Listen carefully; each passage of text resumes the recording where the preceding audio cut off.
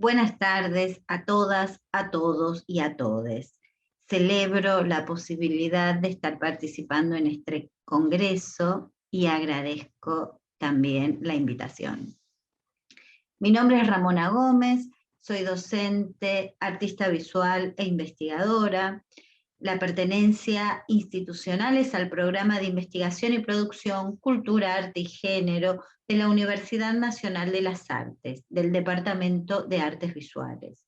El nombre de la ponencia que hoy presento es Narrativas Identitarias Disidentes desde la patologización higienista, una resignificación visual de los discursos hegemónicos de la época.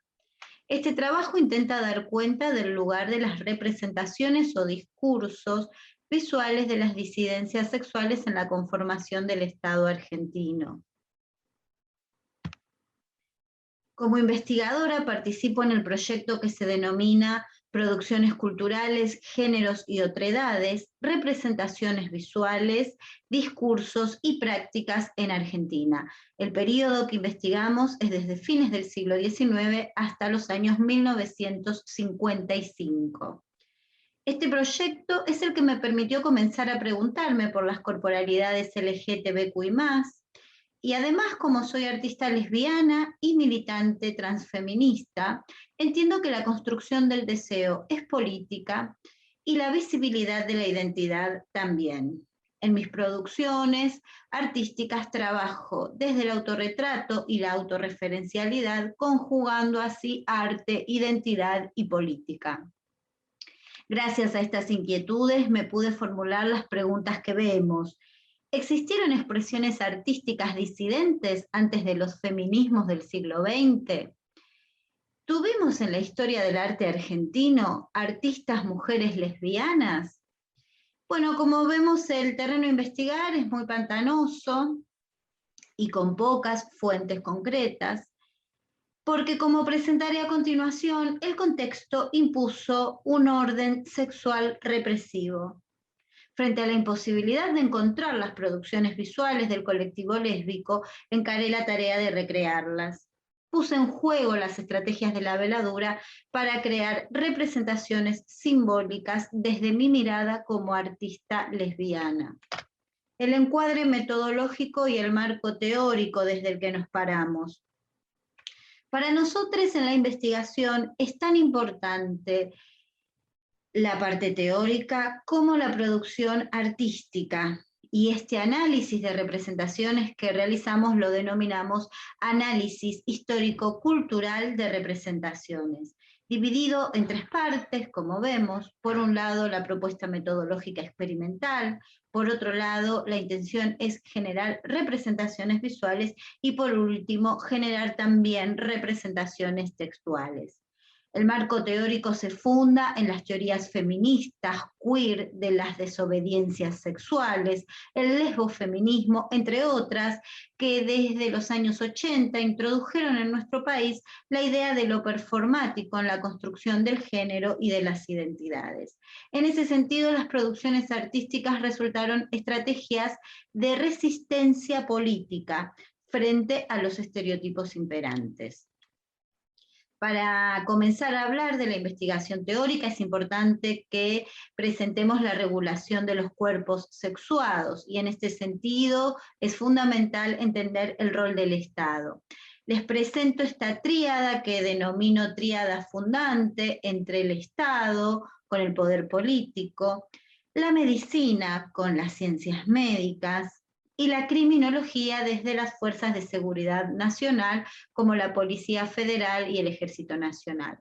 Esta tríada impuso la regulación de los cuerpos según el binarismo de género y la heterosexualidad como función para garantizar la reproducción como único fin entre las relaciones sociales. El positivismo argentino se inspiró en la escuela antropológica italiana encabezada por el criminólogo Lombroso. A continuación expondré las representaciones patologizantes de la época. Para eso la medicina necesitó construir una disciplina que entendiera los cuerpos abyectos, es decir, los cuerpos que se salieran de la norma. Esta disciplina se denominó teratología, como vemos, que significa que estudia las malformaciones genéticas, y los médicos denominaron a las personas con estas características como monstruos, porque consideraban que según la cadena evolutiva, esos cuerpos no habían logrado formarse correctamente. Y aquí vemos en la revista médica cómo el artículo se titula directamente Reseña histórica de los monstruos.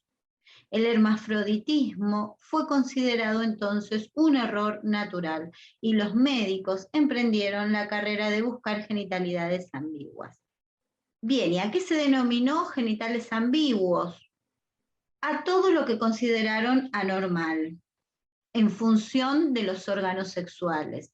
Como vemos en las imágenes, cuando detectaban que una persona tenía un pequeño pene o un clítoris hipertrofiado, se les practicaba inmediatamente la operación quirúrgica de reasignación genital, porque los médicos debían corregir la monstruosidad para configurar el verdadero sexo. Pero cuando se enteraban que había una genitalidad ambigua, uno de los momentos claves era el momento del matrimonio, cuando la persona debía realizarse el examen médico prenupcial. Aquí vemos en las publicaciones cuerpos hermafroditas, estas corporalidades hoy las llamamos intersex. Si en ese momento se encontraban con un genital ambiguo, el profesional le informaba a la persona que había vivido con un sexo equivocado. En el caso que una mujer presentara estas genitalidades ambiguas, le reasignaban la sexualidad y si ella se oponía, le escribían en el documento de identidad que era portadora de una identidad dudosa. Eso generó que tuviera que quedar sujeta a la mirada médica para que le realizaran todo tipo de estudios patologizantes. Cabe aclarar que las personas intersex, como las conocemos en la actualidad, rehusaban a las consultas médicas por miedo. Estas personas fueron tratadas como hermafroditas, siendo sometidas a prácticas quirúrgicas que les dejaron consecuencias nefastas para el resto de sus vidas. Aquí hablaremos sobre los cuerpos lesbianos. Para los casos tratados como de inversión sexual femenina, la medicina los diagnosticaba como casos de perversión del instinto sexual, quedando a merced de la psiquiatría.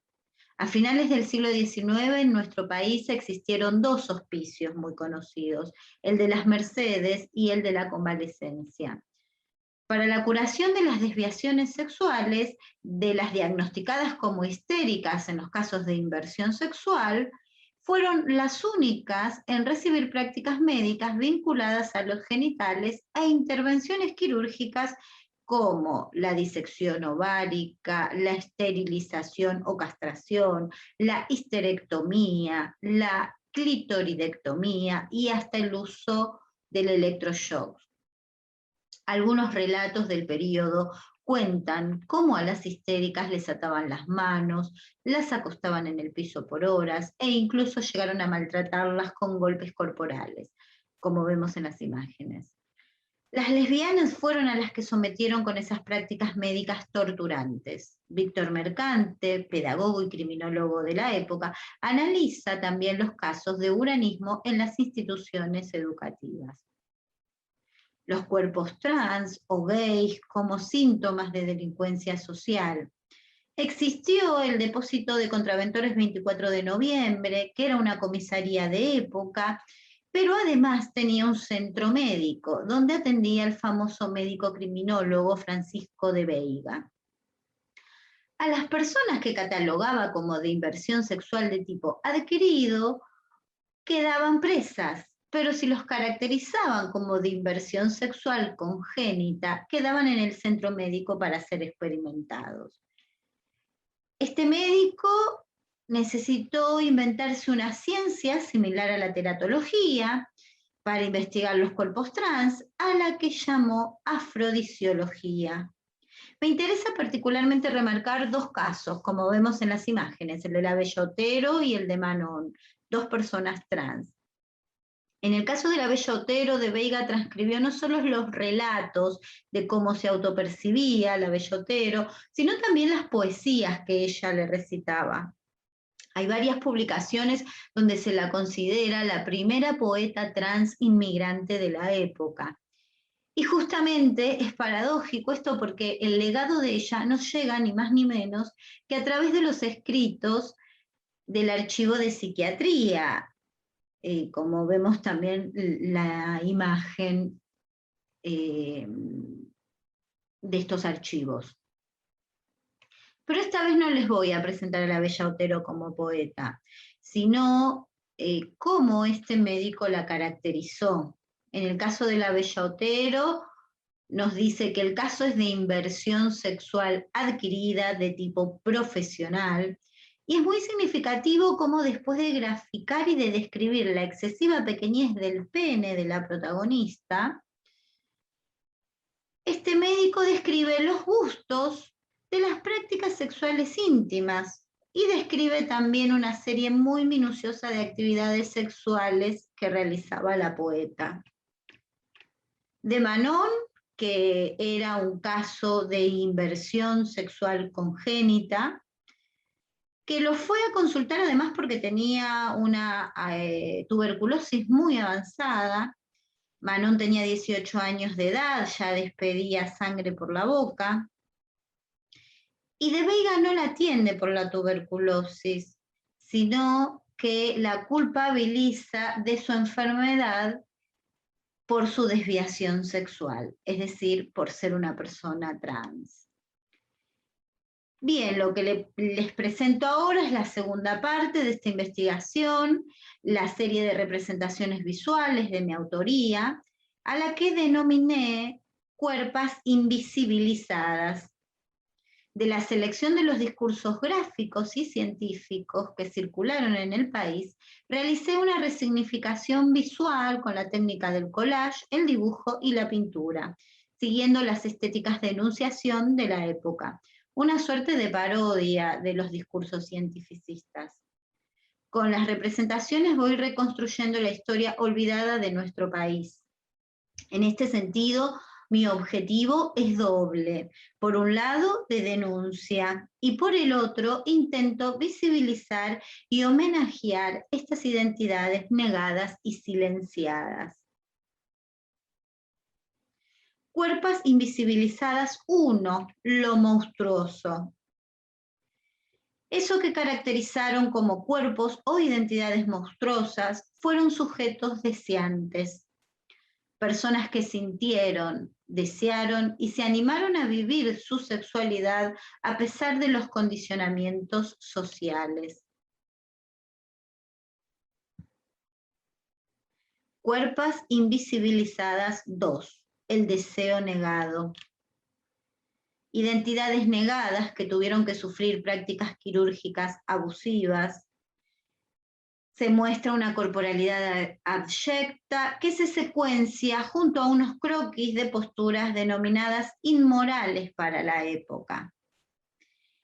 En esta imagen, como en la anterior, hay una resignificación de los cuerpos intersex. Cuerpas invisibilizadas 3, la exploración. La exploración del deseo frente al mandato femenino. El estilo de la época promocionó el corset como símbolo de belleza y juventud. Hoy lo podríamos denominar la dictadura del corset para las mujeres. En el caso de la imagen vemos una mujer en ropa interior con una pose despreocupada, donde se toca un pezón que tiene al descubierto, al lado de una imagen estereotipada de mujer típica de la moda. Esta imagen reivindica el placer lesbiano y femenino que fue vedado por los higienistas. Cuerpas invisibilizadas 4, el fantasma andrógino. Esta obra es un claro homenaje a Manon. Aquí contrasto la imagen de Manon con la de un cuerpo andrógino, flaco, lampiño y muy joven. Un cuerpo por fuera de la hegemonía de la masculinidad de la época.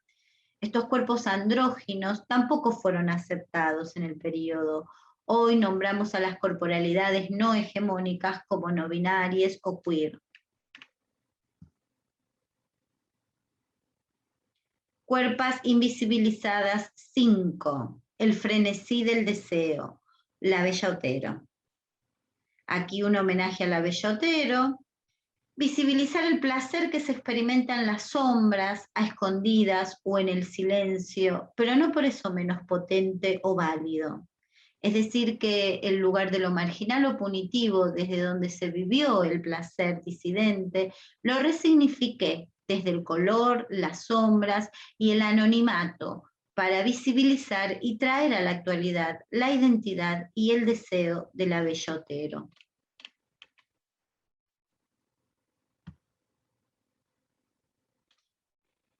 Y para cerrar, salvando las distancias, me parece interesante comparar dos autorrepresentaciones de dos épocas totalmente diferentes. Uno es un autorretrato de María Obligado y otro es un autorretrato de mi autoría.